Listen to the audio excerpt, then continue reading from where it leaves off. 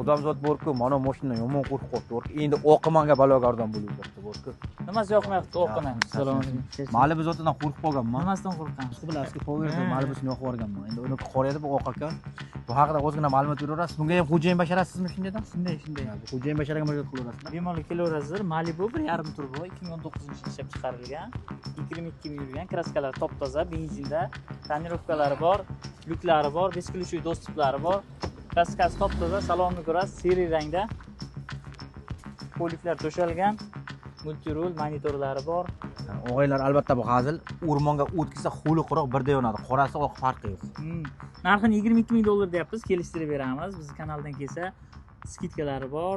Instagram, Telegram kanallarimizga a'zo bo'lib qo'yasizlar. Kimga mashina reklama qilish kerak bo'ladigan bo'lsa, Car Center'ga bemalol obuna bo'lib qo'yinglar. Pastda raqamlarga aloqa chiqarasiz. Hamda Hasanjon Shukurovga. Hasan Shukurov orqali kelsa skidkamiz zo'r bor. Ana bomba yonib ketadigan darajada skidkalar bo'ladi.